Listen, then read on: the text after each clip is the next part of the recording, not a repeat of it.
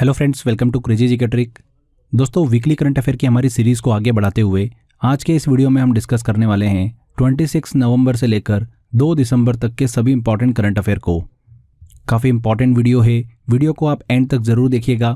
Friends, अगर आपको देखिए मंथली करंट अफेयर का पीडीएफ लेना है या फिर इस वीडियो का पीडीएफ डाउनलोड करना है तो आप हमारी crazy GK trick application download कर लीजिए, वहाँ पर आपको ऑप्शन मिल जाएगा। तो चलिए फ्रेंड्स, बिना किसी देरी के हम लेक्चर को स्टार्ट करते हैं और इस वीक का पहला इंपॉर्टेंट करंट अफेयर लेते हैं। देखिए, पहला क्वेश्चन है, फ्रांस का सर्वोच्च नागरिक सम्मान द लीजन ऑफ ऑनर से किसे सम्मानित किया गया है। इंपॉर्टेंट क्वेश्चन है। हाल ही में देखिए इसरो की वैज्ञानिक है VR ललितांबिका, उनको फ्रांस के सर्वोच्च नागरिक पुरस्कार द लीजन ऑफ ऑनर से सम्मानित किया गया है। VR ललितांबिका को यह पुरस्कार जो है भारत फ्रांसीसी अंतरिक्ष साझेदारी के क्षेत्र में देखिए उनके किए गए उत्कृष्ट कार्य के लिए प्रदान किया गया है। आप सभी को पता ही होगा कि जुलाई 2023 में प्रधानमंत्री नरेंद्र मोदी को भी लीजन ऑफ ऑनर से सम्मानित किया गया था। अगर हम देखिए फ्रांस के द लीजन ऑफ ऑनर सम्मान की बात करते हैं तो ये फ्रांस का सर्वोच्च नागरिक पुरस्कार है, जिसकी स्थापना कब हुई थी? 1802 में हुई थी। यह पुरस्कार फ्रांस के लिए किए गए उत्कृष्ट कार्यों के लिए प्रदान किया जाता है। यहाँ पर VR ललितांबिका बिल्कुल सही आंसर होगा। आगे बढ़ने से पहले देखिए आप सभी के लिए एक इंपॉर्टेंट अपडेट है। SSC ने देखिए हाल ही में अभी GD का नोटिफिकेशन जो है वो जारी किया है, जिसके अंतर्गत देखिए 26,000 के आसपास वैकेंसीज जो है वो डिक्लेयर करी है। इसका एग्ज़ाम जो है वो मार्च अप्रैल में 2024 में देखिए आयोजित होगा। जो भी स्टूडेंट देखिए इस एग्ज़ाम को देने वाले हैं उन सभी के लिए देखिए SSC GD का एक रिकॉर्डेड बैच अवेलेबल है। इस बैच को देखिए अगर आप एनरोल करना चाहते हैं तो रूट एप्लीकेशन डाउनलोड कर लीजिए, वहाँ पर आपको ऑप्शन मिल जाएगा, या फिर स्क्रीन पर दिए गए नंबर पर भी आप कॉल कर सकते हैं। इस रिकॉर्डेड क्लास के अंदर देखिए आपको general knowledge, general awareness, reasoning, mathematics और हिंदी एंड इंग्लिश के देखिए आपको क्लासेस मिलती है। सिस्टमेटिक तरीके से देखिए रिकॉर्डेड क्लासेस मिलेगी, नोट्स मिलेंगे एंड मॉक टेस्ट मिलेगा। अभी आपके पास देखिए लगभग 3 महीने बचे हुए हैं, तो अच्छे से स्टडी कर सकते हो आप। और इस बार वैकेंसीज भी देखिए काफ़ी अच्छी है, तो बिल्कुल ये ऑप्शन आपके हाथ से जाना नहीं चाहिए।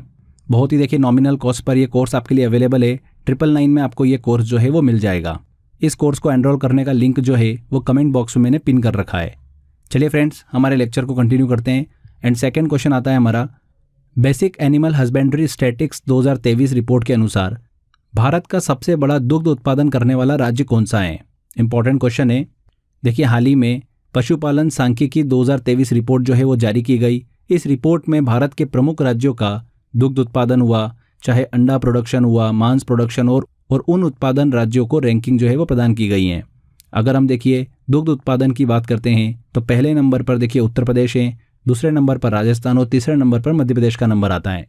वहीं पर अंडा प्रोडक्शन की बात करते हैं तो आंध्र प्रदेश का पहले नंबर पर स्थान आता है। मीट की बात करते हैं तो उत्तर प्रदेश का पहले नंबर पर स्थान आता है, और ऊन की बात करते हैं तो राजस्थान का पहले नंबर पर स्थान आता है। तो यहाँ पर देखिए उत्तर प्रदेश बिल्कुल सही आंसर होगा। दुग्ध उत्पादन में उत्तर प्रदेश का नंबर पहला है। अगला क्वेश्चन आता है, 13वीं सीनियर पुरुष राष्ट्रीय हॉकी चैंपियनशिप 2023 का खिताब किसने जीता है। तो friends, 13 senior mains national hockey championship का खिताब जीता है पंजाब ने। चेन्नई के देखिए स्टेडियम में खेले गए 13वीं सीनियर पुरुष राष्ट्रीय हॉकी चैंपियनशिप के फाइनल में पंजाब ने हरियाणा को हराकर ये खिताब जो है वो अपने नाम किया है। इंपॉर्टेंट है। वहीं पर देखिए अगर हम महिलाओं की बात करें तो इसी साल फरवरी में देखिए 13वीं हॉकी इंडिया सीनियर महिला राष्ट्रीय चैंपियनशिप का आयोजन किया गया था, जिसका खिताब मध्य प्रदेश ने जीता था। तो महिलाओं में देखिए खिताब जीता है मध्य प्रदेश ने, और हाल ही में देखिए पुरुषों की चैंपियनशिप आयोजित की गई, जिसका खिताब जीता है पंजाब ने। यहाँ पर हम सीनियर नेशनल हॉकी चैंपियनशिप की बात करते हैं तो एक राज्य स्तरीय राष्ट्रीय फील्ड हॉकी प्रतियोगिता है। इसकी शुरुआत जो है वो 1928 में हुई थी। ठीक है, यहाँ पर पंजाब बिल्कुल सही आंसर होगा। अगला क्वेश्चन आता है, फिल्म फेयर OTT अवार्ड्स 2023 में बेस्ट सीरीज का अवार्ड किसे दिया गया। इंपॉर्टेंट क्वेश्चन है ये भी। तो हाल ही में देखिए अभी 4th film fair OTT awards की घोषणा की गई। इन अवार्ड्स में ड्रामा, सीरीज और कॉमेडी की श्रेणियों में देखिए अवार्ड प्रदान किए गए। अगर हम बेस्ट सीरीज की बात करें तो ये खिताब दिया गया स्कूप को। यहाँ पर पूछा जा रहा है बेस्ट सीरीज का, तो ए आंसर बिल्कुल सही होगा। वहीं पर ही देखिए अगर हम बेस्ट सीरीज क्रिटिक्स की बात करें तो ट्रायल बाय फायर को ये अवार्ड जो है वो दिया गया है। फिल्म फेयर OTT अवार्ड्स की बात करें तो इसकी शुरुआत कब हुई थी? 2019 में। यहाँ पर स्कूप बिल्कुल सही आंसर होगा। नेक्स्ट क्वेश्चन की तरफ चलते हैं। हाल ही में राष्ट्रीय गोपाल रत्न पुरस्कार 2023 किस क्षेत्र में प्रदान किए गए। तो फ्रेंड्स, राष्ट्रीय गोपाल रत्न पुरस्कार की अगर हम बात करें तो ये पशुधन और डेयरी क्षेत्र के सर्वोच्च राष्ट्रीय पुरस्कार में से एक हैं। ये हर साल मत्स्य पालन, पशुपालन और डेयरी मंत्रालय द्वारा प्रदान किए जाते हैं। राष्ट्रीय गोपाल रत्न पुरस्कार का उद्देश्य क्या है? पशुपालन के लिए लोगों को प्रोत्साहित करना। यहाँ पर ध्यान दीजिएगा, इस मंत्रालय से संबंधित एक काफ़ी इंपॉर्टेंट मिशन है राष्ट्रीय गोकुल मिशन। इस मिशन को मत्स्य पालन, पशुपालन और डेयरी मंत्रालय ने 2014 में शुरू किया था, जिसका उद्देश्य क्या है? स्वदेशी गो जातीय नस्लों के संरक्षण और विकास का काम करना। यहाँ पर ध्यान दीजिएगा, राष्ट्रीय गोपाल रत्न पुरस्कार किस क्षेत्र में प्रदान किए जाते हैं? पशुधन और डेयरी से। ए आंसर यहाँ पर सही होगा। दुनिया का 8वां अजूबा अंकोर वाट मंदिर किस देश में स्थित है? तो फ्रेंड्स, अंकोर वाट मंदिर की अगर हम बात करें तो ये किस देश में स्थित है? कंबोडिया में स्थित है। हाल ही में देखिए, इटली के पोम्पेई के स्थान पर दुनिया का 8वां अजूबा ये बन गया है, अंकोर वाट मंदिर। 8वां अजूबा की मान्यता जो है एक अनौपचारिक मान्यता है जो नई संरचनाओं, परियोजनाओं और डिज़ाइनों को प्रदान की जाती हैं। अंकोर वाट मंदिर की अगर हम बात करें तो ध्यान दीजिएगा, ये कहाँ पर स्थित है? कंबोडिया में स्थित है। इसका निर्माण किसने कराया था? तो राजा सूर्यवर्मन द्वितीय ने इसका निर्माण कराया था 12वीं शताब्दी में। ये मंदिर जो है मूल रूप से हिंदू भगवान विष्णु को समर्पित था, लेकिन बाद में ये एक बौद्ध मंदिर में बदल गया है। इसको 1992 में यूनेस्को के विश्व धरोहर स्थल में शामिल किया गया था। ध्यान रखिएगा, अंकोर वाट मंदिर हाल ही के दिनों में चर्चा में रहा, दुनिया का 8वां अजूबा बना। किस देश में स्थित है? कंबोडिया में स्थित है। अगला क्वेश्चन आता है, भारत द्वारा जारी वैक्सीन माबेला किस बीमारी से संबंधित है? तो फ्रेंड्स, हाल ही में देखिए भारतीय प्रतिरक्षा विज्ञानियों ने खसरा और रूबेला से देखिए बच्चों के बचाव के लिए एक वैक्सीन जो है वो जारी करी है, जिसका नाम क्या है? माबेला है। किससे संबंधित है माबेला? खसरा और रूबेला से संबंधित है। यहाँ पर हम देखिए खसरा और रूबेला की बात करें तो ये एक वायरल संक्रमण है जो छोटे बच्चों के लिए गंभीर है, लेकिन आसानी से देखिए इसे टीके से रोका जा सकता है। ये रोग जो है खांसी या फिर छींक के साथ देखिए निकलकर हवा में फैलने वाली बूंदों से फैलता है। ध्यान दीजिएगा फ्रेंड्स, हाल ही में देखिए भारतीय प्रतिरक्षा विज्ञानियों ने खसरा और रूबेला से बच्चों के बचाव के लिए एक वैक्सीन जारी करी, जिसका नाम क्या है? माबेला है। नेक्स्ट क्वेश्चन लेते हैं, वेलकम टू पैराडाइज पुस्तक किसने लिखी है? तो भारतीय अभिनेत्री जो है ट्विंकल खन्ना, उनके द्वारा देखिए लिखी गई पुस्तक है वेलकम टू पैराडाइज। हाल ही में देखिए इस पुस्तक को लॉन्च किया गया। वेलकम टू पैराडाइज की बात करते हैं तो इस पुस्तक में लघु कथाओं का संग्रह है, जिसमें जीवन से जुड़े अनेक पहलुओं को बताया गया है। ये देखिए ट्विंकल खन्ना की चौथी बुक है। इससे पहले ट्विंकल खन्ना की 3 बुक जो है वो पब्लिश हो चुकी हैं। यहाँ पर सी आंसर बिल्कुल सही होगा। नेक्स्ट क्वेश्चन लेते हैं, हाल ही में किस भारतीय पैरा खिलाड़ी को एशिया सर्वश्रेष्ठ युवा एथलीट पुरस्कार 2023 प्रदान किया गया है? तो हाल ही में देखिए सऊदी अरब में एशियन पैरालंपिक कमेटी द्वारा भारत की पैरा तीरंदाज खिलाड़ी शीतल देवी को एशिया सर्वश्रेष्ठ युवा एथलीट पुरस्कार 2023 से सम्मानित किया गया है। किसे दिया गया? शीतल देवी को। एशियन पैरालंपिक कमेटी द्वारा 6 श्रेणियों में पुरस्कार जो है वो प्रदान किए गए, जैसे कि best male athlete, best female athlete, best young athlete. तो इसी कैटेगरी में बेस्ट यंग एथलीट का खिताब जो है वो शीतल देवी को दिया गया। शीतल देवी की बात करते हैं तो देखिए जम्मू कश्मीर से आती है। हाल ही में देखिए इन्होंने एशियाई पैरालंपिक 2022 में व्यक्तिगत और मिश्रित टीम कंपाउंड में स्वर्ण पदक जो है वो अपने नाम किया था। ध्यान रखिएगा, शीतल देवी। अगला क्वेश्चन आता है, Abu Dhabi F1 grand prix 2023 का विजेता कौन रहा है? तो फ्रेंड्स, F1 चैंपियन मैक्स वेस्टपेन ने अबू धाबी ग्रैंड प्रिक्स जीतकर देखिए इस सीजन की जबरदस्त जीत जो है वो हासिल करी है। मैक्स वेस्टपेन की बात करते हैं तो ये रेडबुल के लिए खेलते हैं और रेडबुल ने इस साल 22 रेस में देखिए भाग लिया।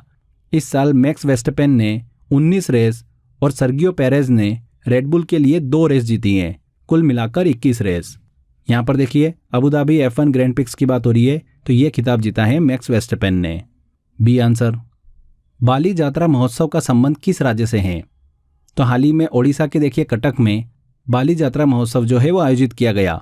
बाली जात्रा की बात करते हैं तो ये एशिया का सबसे बड़ा खुला व्यापार मेला है, जो कि ओडिशा के समृद्ध समुद्री इतिहास की याद दिलाता है।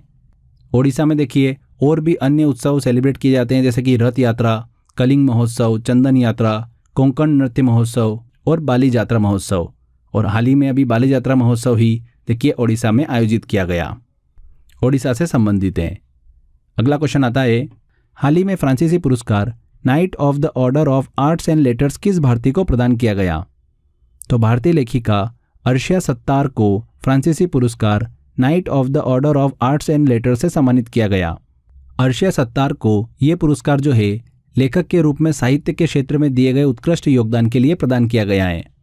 बेंगलोर कर्नाटक की रहने वाली है। इन्हें 2022 में द महाभारत फॉर चिल्ड्रन बाल साहित्य के लिए साहित्य अकादमी पुरस्कार भी दिया गया था। यहाँ पर देखिए, अगर हम night of the order of arts and letters award की बात करें तो ये पुरस्कार फ्रांसीसी सांस्कृतिक विरासत को बढ़ावा देने के लिए देखिए दिया जाता है। इसकी शुरुआत 1957 में हुई थी। अर्शिया सत्तार यहाँ पर बिल्कुल सही आंसर है। आगे बढ़ने से पहले आप सभी के लिए एक इंपॉर्टेंट अपडेट है। देखिए, क्रेजी जी के ट्रिक का सेकंड यूट्यूब चैनल है रूट बाय क्रेजी जी के ट्रिक। अगर आपने देखिए इस चैनल को सब्सक्राइब नहीं करा है तो सब्सक्राइब कर लीजिए। यहाँ पर देखिए मंडे से हर एक सब्जेक्ट की प्रॉपर सीरीज़ जो है वो स्टार्ट होने जा रही है। जैसे जीएस में अगर हम बात करते हैं तो पॉलिटी, ज्योग्राफी, साइंस, हिस्ट्री सभी की यहाँ पर आपको देखिए सिस्टमेटिक सीरीज़ जो है वो देखने को मिलेगी, जो कि आपके आने वाले एग्ज़ाम के लिए बहुत ही इंपॉर्टेंट होगी। तो अगर आपने देखिए ये चैनल सब्सक्राइब नहीं कराएं तो जल्दी से सब्सक्राइब कर लीजिए और ज़्यादा से ज़्यादा अपने फ्रेंड्स के साथ में शेयर करिए।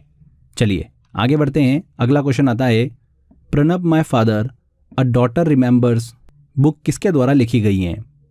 तो हाल ही में देखिए शर्मिष्ठा मुखर्जी ने पूर्व राष्ट्रपति प्रणब मुखर्जी के ऊपर Pranab my father a daughter remembers नामक बुक लिखी है। इस पुस्तक में प्रणब मुखर्जी और उनकी बेटी शर्मिष्ठा के बारे में देखिए लिखा गया है। प्रणब मुखर्जी की बात करते हैं तो भारत के 13वें राष्ट्रपति थे। 2012 से लेकर 2017 तक देखिए भारत के राष्ट्रपति रहे थे। इसी के साथ साथ भारत के रक्षा मंत्री भी रहे थे 2004 से लेकर 2006 के बीच में। प्रणब मुखर्जी को 2019 में भारत रत्न दिया गया था और 2008 में पद्म विभूषण से भी सम्मानित किया गया था। प्रणब मुखर्जी से रिलेटेड देखिए एक बुक और इम्पॉर्टेंट है, the collision years 1996 to 2012। Important है, बहुत बार एग्जाम में ये क्वेश्चन पूछा जा चुका है। हाल ही में देखिए प्रणब मुखर्जी के ऊपर book Pranab my father a daughter remembers लिखी गई है। किसके द्वारा? शर्मिष्ठा मुखर्जी के द्वारा। A answer. India para games 2023 के शुभंकर का नाम क्या है? तो हाल ही में देखिए केंद्रीय युवा कार्यक्रम एवं खेल मंत्री अनुराग सिंह ठाकुर ने पहले खेलो इंडिया पैरा गेम्स 2023 के लिए शुभंकर जो है वो जारी किया है। इस शुभंकर का नाम जो है वो क्या रखा गया है? उज्ज्वला रखा गया है। उज्ज्वला की बात करते हैं तो ये एक गोरैया है जिसे खेलो इंडिया पैरा गेम्स 2023 के आधिकारिक शुभंकर के रूप में घोषित किया गया है। हॉर्नबिल फेस्टिवल 2023 का संबंध किस राज्य से है? इंपॉर्टेंट है, देखिए बहुत बार क्वेश्चन पूछा जाता है। हॉर्नबिल का देखिए संबंध है नागालैंड से। पूर्वोत्तर राज्य नागालैंड में हॉर्नबिल फेस्टिवल जो है वो हर साल आयोजित किया जाता है। कितने दिनों के लिए देखिए इस फेस्टिवल को आयोजित किया जाता है? 10 दिन के लिए इस फेस्टिवल को आयोजित किया जाता है। 1 दिसंबर से देखिए स्टार्ट होकर इस बार 10 दिसंबर तक इसका आयोजन किया जाना है। इस साल हॉर्नबिल फेस्टिवल का 24वां संस्करण जो है वो सेलिब्रेट किया जा रहा है। नागालैंड राज्य में हॉर्नबिल फेस्टिवल को फेस्टिवल ऑफ फेस्टिवल्स के रूप में जाना जाता है। इस फेस्टिवल को देखिए मनाए जाने का उद्देश्य क्या है? नागा जनजातियों को आपस में एक दूसरे से परिचित करना व देश दुनिया को नागा समाज की संस्कृति के बारे में बताना। नागालैंड के देखिए राज्य पर्यटन और कला एवं संस्कृति विभाग द्वारा देखिए इसका आयोजन किया जाता है। यहाँ पर हॉर्नबिल फेस्टिवल जो है वो संबंधित है नागालैंड से। अगला क्वेश्चन आता है, भारत की पहली महिला एयरपोर्ट फायर फाइटर कौन है? तो हाल ही में गोवा की दिशा नाइक जो है वो भारत की पहली महिला एयरपोर्ट फायर फाइटर के रूप में नियुक्त हुई हैं। दिशा नाइक जो है वर्तमान में गोवा के मनोहर पर्रिकर अंतर्राष्ट्रीय हवाई अड्डे पर कार्यशील हैं। यहाँ पर दिशा नाइक बिल्कुल सही आंसर होगा। देखिए कुछ इंपॉर्टेंट चीज़ और है, जैसे कि भारत में पहली महिला राफेल पायलट की बात करें तो वो कौन है? Flight lieutenant Shivangi Singh. अगर हम भारत की पहली महिला सैन्य अधिकारी की बात करें तो वो कौन है? कैप्टन लक्ष्मी सहगल हैं। वहीं पर भारत की पहली महिला फाइटर पायलट की बात करें तो वो कौन है? भावना कंठ हैं। तो ये चीज़ भी आप ध्यान रखिएगा। नेक्स्ट क्वेश्चन लेते हैं, समलैंगिक विवाह को आधिकारिक तौर पर मान्यता देने वाला पहला दक्षिणी एशियाई देश कौन सा है? तो पहला दक्षिणी एशियाई देश कौन सा बना है? नेपाल बना है। नेपाल आधिकारिक तौर पर समलैंगिक विवाह को देखिए मान्यता देने वाला पहला दक्षिणी एशियाई देश बन गया है। 2007 में नेपाल के सर्वोच्च न्यायालय द्वारा समलैंगिक विवाह को देखिए अनुमति दी गई थी। इसके संबंध में 2015 में अपनाए गए नेपाल के संविधान में भी देखिए स्पष्ट रूप से कहा गया है कि यौन रुझान के आधार पर कोई भी भेदभाव जो है वो नहीं किया जा सकता। तो ध्यान रखिएगा, समलैंगिक विवाह को आधिकारिक तौर पर मान्यता देने वाला पहला दक्षिणी एशियाई देश कौन सा बन गया है? नेपाल। अगला क्वेश्चन आता है, विश्व एड्स दिवस कब मनाया जाता है? तो हर साल देखिए 1 दिसंबर को विश्व एड्स दिवस जो है वो मनाया जाता है। 1988 से देखिए हर साल ये दिवस मनाया जाता है। इसका उद्देश्य क्या है? एड्स बीमारी से रिलेटेड देखिए जागरूकता बढ़ाना। 2023 में देखिए विश्व एड्स दिवस की थीम की बात करते हैं तो इस बार की इसकी थीम थी रिमेंबर एंड कमिट। एड्स जो बीमारी है ये देखिए HIV वायरस के थ्रू फैलती है। ये एक संक्रामक रोग है। अगर हम एड्स के देखिए फुल फॉर्म की बात करें तो इसका फुल फॉर्म होता है एक्वायर्ड अमीनो डिफिशियंसी सिंड्रोम। ये चीज़ आप ध्यान रखिएगा। 1 दिसंबर को सेलिब्रेट किया जाता है। हाल ही में एंड्री राजोएलिना को किस देश के राष्ट्रपति के रूप में नियुक्त किया गया? किस देश के देखिए राष्ट्रपति के रूप में नियुक्त किया गया? मेडागास्कर। यहाँ पर ए आंसर सही होगा। मेडागास्कर जो है ये हिंद महासागर में स्थित एक द्वीपीय देश है जिसकी राजधानी क्या है? अंतानानारिवो। अगले क्वेश्चन की तरफ चलते हैं। बुकर पुरस्कार 2023 से हाल ही में किसे सम्मानित किया गया है? वेरी वेरी इंपॉर्टेंट क्वेश्चन है फ्रेंड्स। हाल ही में आयरिश लेखक पॉल लिंच को बुकर पुरस्कार 2023 से सम्मानित किया गया है। पॉल लिंच को ये जो पुरस्कार है उन्हें उपन्यास प्रॉफिट सॉन्ग के लिए दिया गया है जिसमें उन्होंने एक परिवार और एक देश की कहानी को बताया है जो कि तबाही के कगार पर खड़ी हुई है। ध्यान रखिएगा, पॉल लिंच को बुकर पुरस्कार 2023 से सम्मानित किया गया है। बुकर पुरस्कार की अगर हम बात करते हैं तो हर साल इंग्लिश में लिखे गए वो फिक्शन नॉवेल को दिया जाता है जो यूनाइटेड किंगडम या फिर आयरलैंड में पब्लिश हुए हो। उनमें से किसी एक को बुकर प्राइज से सम्मानित किया जाता है। इसकी शुरुआत कब हुई थी? 1969 में देखिए इसकी शुरुआत हुई थी। अभी तक देखिए बहुत सारे ऐसे भारतीय और भारतीय मूल के नागरिक हैं जिन्हें बुकर पुरस्कार से सम्मानित किया जा चुका है, जैसे कि अरविंद अडिगा, किरण देसाई, अरुंधति राय, सलमान रुश्दी, VS नायपाल। तो ये वो भारतीय और भारतीय मूल के नागरिक हैं जिन्हें बुकर पुरस्कार जो है वो दिया जा चुका है। तो ये चीज़ भी आप ध्यान रखिएगा। यहाँ पर बुकर पुरस्कार 2023 दिया गया पॉल लिंच को, एक आयरिश लेखक हैं। नेक्स्ट क्वेश्चन आता है, डेविस कप 2023 का खिताब किस देश ने अपने नाम किया है? तो फ्रेंड्स हाल ही में देखिए डेविस कप 2023 में इटली ने ऑस्ट्रेलिया को हराकर 1967 के बाद ये खिताब जो है वो अपने नाम किया है। स्पेन में आयोजित देखिए डेविस कप के फाइनल में इटली ने ऑस्ट्रेलिया को 2-0 से हराकर दूसरी बार ये खिताब जो है वो अपने नाम किया है। डेविस कप जो है देखिए एक टेनिस टूर्नामेंट है जिसे टेनिस का वर्ल्ड कप भी कहा जाता है। डेविस कप की शुरुआत कब हुई थी? साल 1900 में इसकी शुरुआत हुई थी। अब तक सबसे ज़्यादा देखिए खिताब जो है वो कौन सा देश जीत चुका है? अमेरिका 32 बार डेविस कप का खिताब जीत चुका है। यहाँ पर इटली बिल्कुल सही आंसर होगा। अगला क्वेश्चन आता है, वेरी वेरी इंपॉर्टेंट क्वेश्चन है। 54वें भारतीय अंतर्राष्ट्रीय फिल्म महोत्सव में किस सर्वश्रेष्ठ फिल्म को प्रतिष्ठित गोल्डन पिकॉक पुरस्कार प्रदान किया गया है? तो फ्रेंड्स 54वें भारतीय अंतर्राष्ट्रीय फिल्म महोत्सव का आयोजन जो है वो कहाँ पर किया गया? गोवा में किया गया 20 नवंबर से लेकर 28 नवंबर के बीच में, जिसके अंतर्गत अब्बास अमीनी की फारसी भाषा की फिल्म एंडलेस बॉर्डर्स को सर्वश्रेष्ठ फिल्म का गोल्डन पिकॉक पुरस्कार जो है वो प्रदान किया गया है। वेरी वेरी इंपॉर्टेंट है यहाँ पर एंडलेस बॉर्डर, डी आंसर बिल्कुल सही होगा। देखिए फ्रेंड्स 54वें भारतीय अंतर्राष्ट्रीय फिल्म महोत्सव से रिलेटेड एक डेडिकेटेड वीडियो बना रखा है जिसमें देखिए हमने सारी इन्फॉर्मेशन जो है इस टॉपिक से रिलेटेड कंप्लीट कर रखी है एंड MCQ सेक्शन भी हमने सॉल्व कर रखा है। तो अगर आपने वो वीडियो नहीं देखा है तो आप देख सकते हैं, डिस्क्रिप्शन बॉक्स में मैंने लिंक दे रखा है।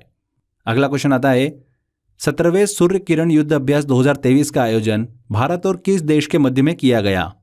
तो हाल ही में भारत और नेपाल की थल सेनाओं के बीच 17वें सूर्य किरण संयुक्त युद्ध अभ्यास 2023 का आयोजन जो है वो किया गया है।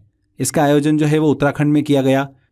भारतीय सेना की तरफ से कुमायूं रेजिमेंट और नेपाल सेना की तरफ से तारा दल बटालियन ने देखिए इस युद्ध अभ्यास में पार्टिसिपेट किया। अगर हम देखिए इस युद्ध अभ्यास के उद्देश्य की बात करते हैं कि यह युद्ध अभ्यास क्यों आयोजित किया जाता है, तो दोनों देशों के मध्य सर्वोत्तम तकनीकों को साझा करने के उद्देश्य से और द्विपक्षीय संबंधों को मजबूत करने के उद्देश्य से देखिए इस युद्ध अभ्यास को आयोजित किया जाता है। ध्यान रखिएगा, सूर्य किरण युद्ध अभ्यास का संबंध है भारत और नेपाल से। हाल ही में इसके देखिए 17वें संस्करण का आयोजन किया गया उत्तराखंड में। नेक्स्ट क्वेश्चन आता है, वेरी वेरी इंपॉर्टेंट क्वेश्चन है, चर्चा में रही सिलक्यारा सुरंग किस राज्य में स्थित है? तो फ्रेंड्स सबसे पहले बात करते हैं कि ये सुरंग चर्चा में क्यों रही।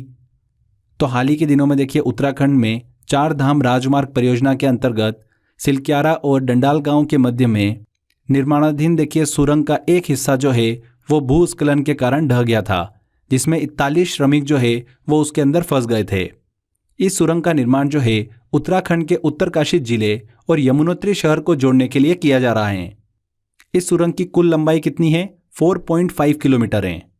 हाल ही में देखिए एक घटना हमको देखने को मिली। इस सुरंग का एक हिस्सा जो है वो भूस्खलन के कारण ढह गया था, जिसके कारण 41 श्रमिक जो है वो इस सुरंग के अंदर फंस गए थे। काफ़ी लंबे समय तक चले देखिए रेस्क्यू ऑपरेशन के तहत लगभग 17 दिन बाद में इन 41 श्रमिकों को सेफली वहाँ से देखिए रेस्क्यू किया गया। इसीलिए देखिए ये सिलक्यारा सुरंग जो है बहुत ज़्यादा देखिए चर्चा में रही। ध्यान रखिएगा फ्रेंड्स, कहाँ पर स्थित है ये? उत्तराखंड के उत्तरकाशी जिले में। ये आंसर यहाँ पर सही होगा। तो फ्रेंड्स यहाँ पर देखिए हमारे 26 नवंबर से लेकर 2 दिसंबर तक के सभी इंपॉर्टेंट करंट अफेयर कंप्लीट होते हैं। आई होप आपने वीडियो को ध्यान से देखा होगा। अगर आपको वीडियो का PDF लेना है या फिर मंथली करंट अफेयर का PDF लेना है तो आप crazy GK trick application download कर लीजिए, वहाँ पर आपको ऑप्शन मिल जाएगा। तो फ्रेंड्स आज के बस इस वीडियो में इतना ही था। मिलते हैं अगले वीडियो में। Till then bye bye.